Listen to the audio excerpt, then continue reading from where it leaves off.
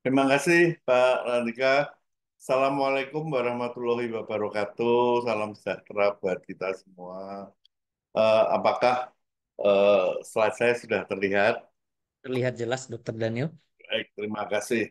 Eh, Teman-teman sejawat dari IDI, terima kasih untuk undangannya kali ini untuk share tentang bagaimana pengalaman sebagai direktur rumah sakit di dalam eh, melihat dan menyikapi sistem rujukan, khususnya berkaitan dengan akan terjadinya transisi dari PMK 1 menjadi PMK 16 tahun 2024. Terima kasih Dr. Narto untuk pengantarnya. Saya kira ini bisa menjadi wacana untuk kita bersiap-siap karena masih ada waktu 1 tahun lagi untuk kita menyiapkan rumah sakit masing-masing. Jadi yang ingin saya tegaskan dulu adalah posisi rumah sakit sebagai lembaga sosioekonomik. Artinya rumah sakit ini perlu sustain dan sumber utama untuk sustain ini tentu adalah pelayanan pasien. Ya, karena sudah tidak banyak lagi rumah sakit yang benar-benar sebagai lembaga sosial yang hidup dari filantropis dan pelayanan pasien adalah sebagai panggilan misi. Tidak banyak lagi. Apapun itu, walaupun itu rumah sakit not for profit. Rumah sakit selalu berusaha untuk sustain dari pelayanan pasien. Sehingga kalau pasien nggak ada, saya yakin rumah sakit tidak lama umurnya pasti akan segera berbenah dan mungkin akan fatal bagi rumah sakit. Pasien merupakan sesuatu yang sangat-sangat penting, baik pasien yang datang sendiri maupun pasien yang datang lewat cara rujukan. Nah, saya ingin membedah dulu beberapa faktor kontributor di dalam sistem rujukan kita. Ya. Ada paling tidak ada 4 hal yang penting yang berkontribusi dalam membangun satu sistem rujukan, yaitu pasien sendiri, kemudian vaskes, baik itu FKTP maupun FKRTL, kemudian aksesibilitas, serta pembiayaan. Nah, faktor yang dominan dari keempat akses ini ternyata dari pengalaman beberapa tahun terakhir, pembiayaan yang menjadi faktor paling dominan di dalam membuat satu sistem rujukan. Karena eh, kita sudah UHC, Universal Health Coverage, dan dominasi pasien ada di pasien JKN dengan sistem pembayarannya yang menggunakan prepayment konsep INA CVG. Nah, pasien tentu ada faktor-faktor yang berpengaruh, yaitu kondisi pasien. Kalau pasiennya eh, memang terpaksa harus dirujuk, tentu ya tidak ada pilihan kemanapun. Yang penting ada harapan untuk hidup dan pasien mau dirujuk, sudah dirujuk. Kalau kondisi pasien masih so-so, ya mungkin pasien berpikir ulang untuk dirujuk. Atau mungkin pasien udah terminal, yang merujuk juga males, yang menerima juga males. Jadi kondisi pasien penting menjadi faktor yang berpengaruh. Kemudian preferensi pasien. Ya, ini sebenarnya faktor ini harusnya dihilangkan. Tetapi eh, kita harus mengakui bahwa ada faktor preferensi. Pasien itu memilih. Bahkan secara ekstrem mungkin kasus-kasus FKTP dia berusaha untuk mendapat rujukan ke FKRTL karena masalah kepercayaan, masalah preferensi. Nah, ini pasien eh, memang eh, ego pasien dalam hal preferensi ini memang berpengaruh. Kemudian dukungan, baik itu dukungan keluarga, dukungan teman-teman ya untuk si pasien ini. Kalau dia harus dirujuk, keluarga tidak mau merujuk, tidak mau sulit, tidak ada dukungan finansial, ya dia nggak akan bisa dirujuk. Jadi faktor pasien ini mempengaruhi dan kita harus perhatikan benar faktor-faktor dalam pasien ini. Faktor vaskes juga tidak kalah menariknya. Kita berbicara tentang kompetensi vaskes. Beberapa waktu yang lalu diadakan survei mengenai kompetensi vaskes. Dan ternyata sebagian besar vaskes kita itu ada dinyatakan non kompeten dengan standar-standar yang sudah dibuat, standar-standar yang kompetensi yang sudah dibuat. Memang kita belum memiliki regulasi tentang kompetensi. Kita masih menunggu keluarnya regulasi tentang standar kompetensi untuk spesialisasi tertentu. Beberapa draft sudah beredar, dan itu yang diuji coba ternyata sebagian besar adalah non kompeten. Sistem rujukan berbasis kompetensi tidak akan terjadi kalau memang rumah sakitnya sebagian besar non kompeten. Kemudian ketersediaan fasilitas. Ketersediaan fasilitas berkaitan dengan kompetensi. Ketersediaan fasilitas juga berpengaruh dengan kebijakan vaskes. Karena berkaitan juga dengan sistem pembiayaan. Karena dengan pembiayaan yang tidak menarik, maka rumah sakit eh, cenderung untuk delay decision. Tadi yang disampaikan oleh Dr. Narto menarik, bahwa evaluasi dari Sisrute yang 29% itu 1 sampai 5 jam. Tetapi kalau lebih dari 1 jam, itu lebih dari 80% respon rumah sakit.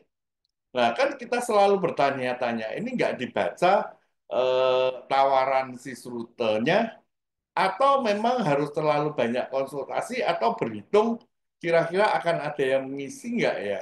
Atau dia berhitung dulu codingnya akan dapat berapa dibandingkan dengan unit price dari rumah sakit. Kalau ini eh, kelihatannya manis ya, saya kira itu akan masuk dalam yang 28% yang respons time-nya kurang dari 5 menit. Jadi ini kebijakan Vaskes ini seringkali tidak terkontrol dan tidak terregulasi. Tetapi de facto ini menjadi masalah. Akses moda transportasi. Kadang yang mau terima jauh sekali jadi membuat resistensi. Jarak menjadi masalah. Pembiayaan. Kalau out of pocket. Mungkin kalau dari out of pocket atau third party payer, cepat ini responnya untuk rujukan. Tetapi kalau JKN akan berhitung dulu dengan codingnya. Jadi faktor-faktor kontributor di dalam sistem rujukan ini memang sangat mempengaruhi eh, berjalan atau tidaknya sistem rujukan kita. Nah, kita lihat dari permasalahan kita rujukan berjenjang dari PMK 1 ya, 2012. Yang pertama, kriteria kasus rujukan. Kriteria kasus rujukan ini eh, menjadi hal yang cukup cukup sensitif. Karena dari FKTP tidak bisa merujuk eh, untuk kasus-kasus tertentu yang dinyatakan sebagai kompetensi FKTP. Padahal tadi kita melihat di dalam slide sebelumnya, kompetensi FKTP ini eh, kadang-kadang nggak real. Apa yang disampaikan dan kenyataannya ini nggak real.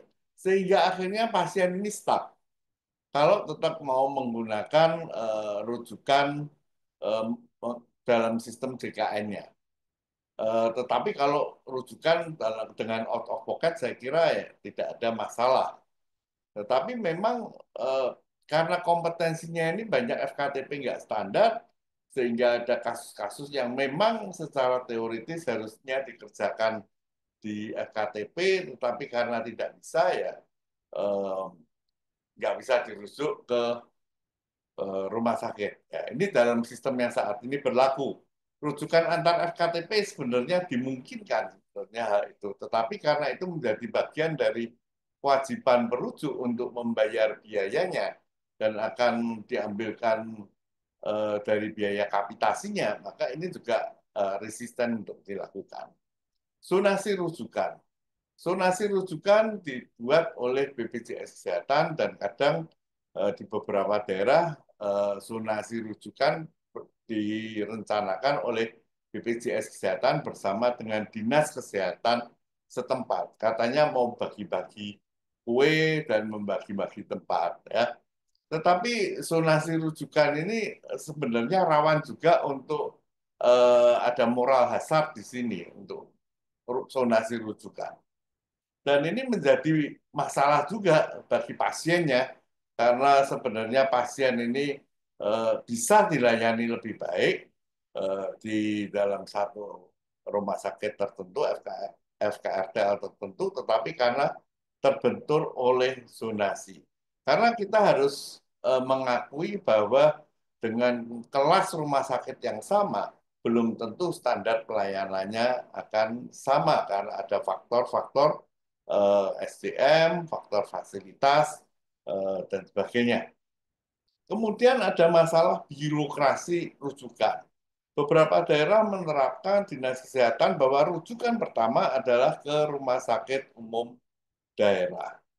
Belum lagi rujukan-rujukan untuk kasus kecelakaan, di mana terjadi pingpong antara eh, BPJS TK, BPJS K, dan Jasara Harja, ya, dengan semua birokrasinya dan semua kelengkapannya, ini sangat menghambat untuk masalah birokrasi rujukan.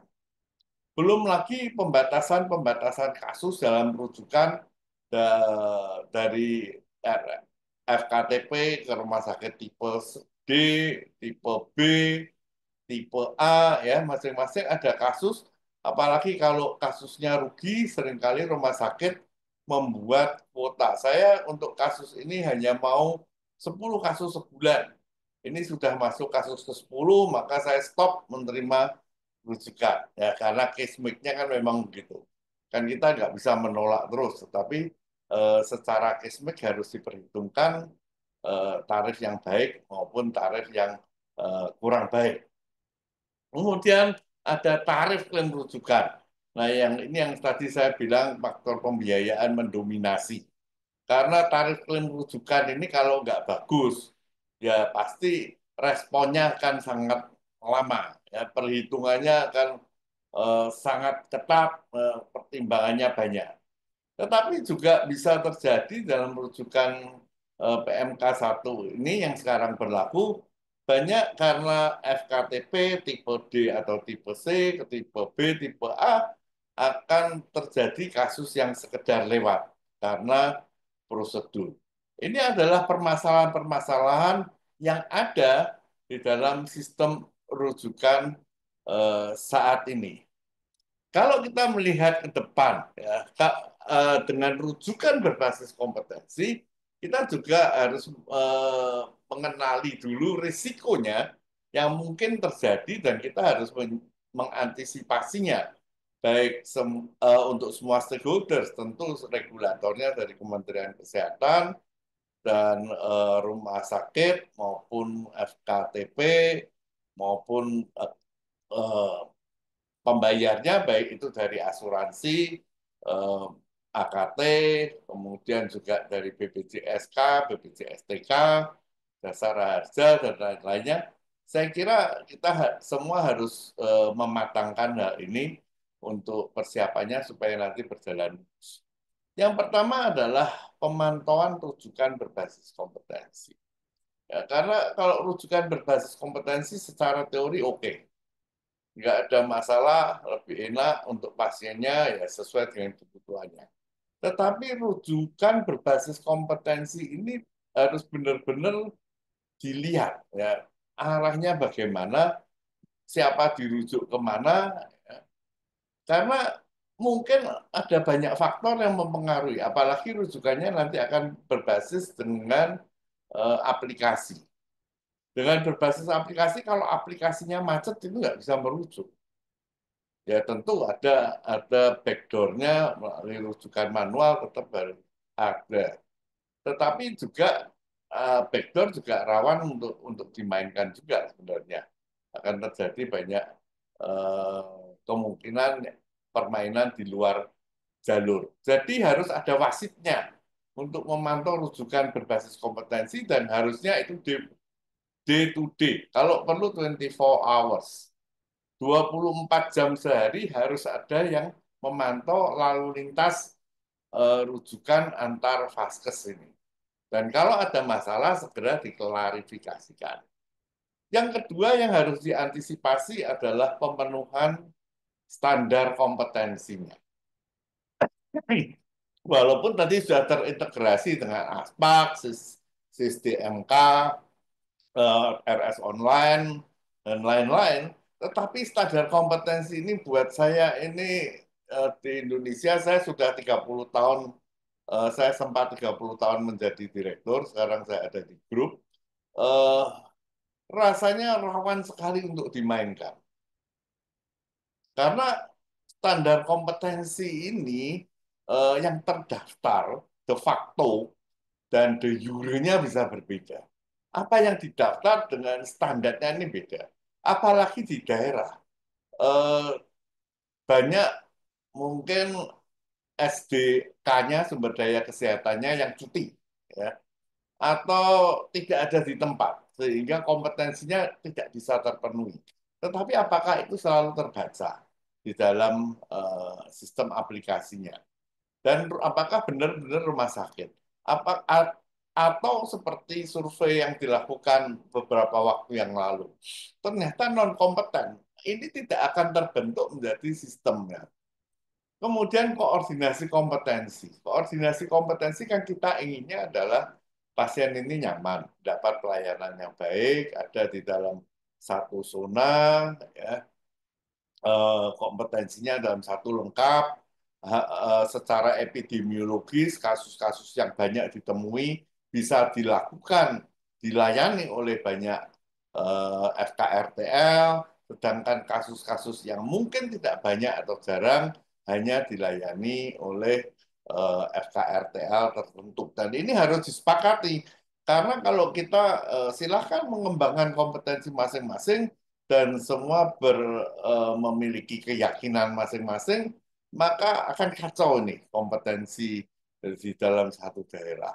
Ya dipikir nanti wah makin banyak yang melayani lebih baik, tetapi itu tidak baik untuk bisnis dan akan memberikan satu tendangan balik di belakang hari yang berbahaya untuk sustainabilitas rumah sakit. Jadi mestinya rumah sakit yang masuk dalam satu area mestinya legowo untuk berbagi kompetensi sesuai dengan kajian epidemiologisnya, kebutuhan pelayanan eh, untuk kesehatannya.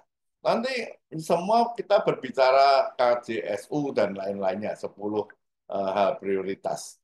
Nanti semua ikut main kanker semua. Rumah sakit besar ada 5 di dalam satu daerah yang tidak terlalu luas, semua main kasus kanker akhirnya terjadi overload.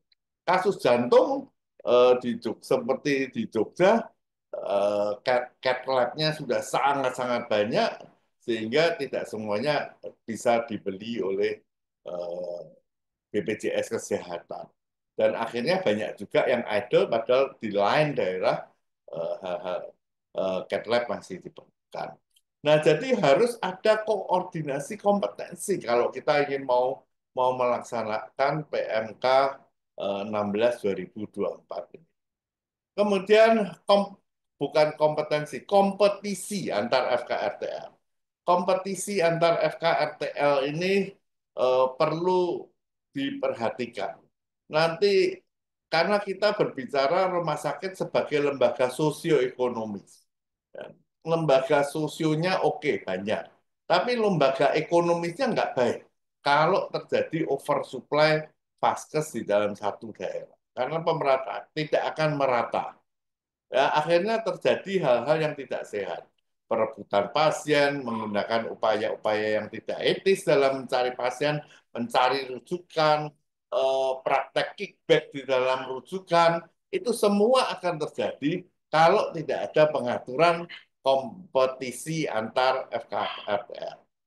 Kemampuan melakukan diagnosis rujukan ini juga menjadi satu hal yang kritis karena banyak FKTP, FKRTL yang sebenarnya nggak mampu ya, untuk melakukan diagnosis secara tepat sehingga yang dirujuk itu akhirnya sebenarnya kasus-kasus sampah dan menjadi masalah di belakang hari. Karena diagnosisnya mungkin saya sering katakan ini diagnosis emosional, bukan diagnosis objektif di dalam membuat satu rujukan. Kadang-kadang pasien yang punya preferensi mempengaruhi dengan cerita-cerita, dengan keluhan-keluhan yang tidak semestinya dan akhirnya dibuatkan rujukan pada sejatinya tidak seperti itu. Harus diatur bagaimana ketepatan membuat diagnosis. Ketepatan diagnosis juga dipengaruhi oleh peralatan untuk melakukan diagnosis. Kalau ini tidak dilakukan, tidak memiliki peralatan, atau karena alasan biaya, di skip beberapa proses prosedur diagnosis, akhirnya yang dirujuk adalah tidak sesuai dengan diagnosis yang seharusnya, maka ini akan merusak juga sistem rujukan berbasis kompetensi. Kemudian masalah tarif. Tarif klaim, pembayaran rujukan, apakah nanti bisa dibayar dengan nilai keekonomian. Dan seharusnya adalah tarifnya adalah single tarif. Untuk hal-hal yang sederhana, ya silakan dilakukan. eh, karena semua boleh melakukan. Rumah sakit kecil pun dengan sistem rumah sakit berbasis kompetensi, tidak ada kelas rumah sakit, maka rumah sakit dengan kapasitas kecil pun dapat melakukan tindakan subspesialistik. Sebaliknya, rumah sakit yang besar dapat juga melakukan tindakan-tindakan sekunder yang dulunya bisa dilakukan oleh rumah sakit tipe rendah. Nah, kalau single tarif ya silakan rumah sakit besar pun diberi eh, dibayar sama seperti rumah sakit lainnya. Tidak seperti sekarang rumah sakit tipe A dibayar jauh lebih tinggi dengan alasan ada biasanya yang dirujuk ke tipe A sudah dengan komplikasi. Tetapi kenyataannya tidak bisa seperti itu. Ya. Karena eh, belum tentu kasus yang masuk ke tipe A, kadang-kadang masuk lewat IGD adalah kasus-kasus yang complicated. Jadi untuk kita harus menyiapkan dalam setahun ini berapa sih tarif klaim. Dan kalau memang kita berbasis kompetensi, ya harusnya kita menggunakan single tarif. Untuk kasus-kasus yang subspesialistik, harusnya dibayar lebih tinggi karena tidak banyak yang bisa melakukan. Dan ini bisa menutup hospital base rate. Eh, base rate-nya rumah sakit itu kan beda-beda. Kalau rumah sakit besar, base rate-nya itu jauh lebih tinggi daripada rumah sakit kecil. Ya, karena overhead cost-nya jauh lebih besar. Karena dengan base rate besar, maka dia harus makan kasus-kasus yang memang mempunyai value lebih tinggi daripada value dari eh, rumah sakit yang lebih rendah.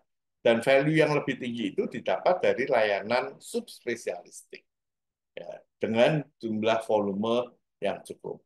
Kemudian kita ingat bahwa ada patient center care.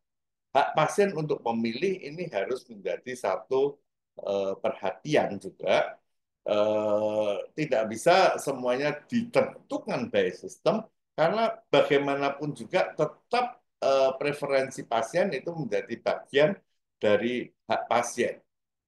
Kita eh, tidak bisa menghilangkan sama sekali masalah preferensi pasien. Sepanjang itu tidak merusak sistem rujukan berbasis kompetensi yang efisien dan efektif, seharusnya ini tetap bisa diakomodir. Nah, bagaimana yang terakhir slide saya mengenai harapan untuk sistem rujukan berbasis kompetensi ini? Kita harus melakukan perbaikan tarif pelayanan sesuai nilai keekonomian. Eh, dan single tarif sesuai dengan codingnya. Ini merupakan hal yang krusial yang harus dikerjakan.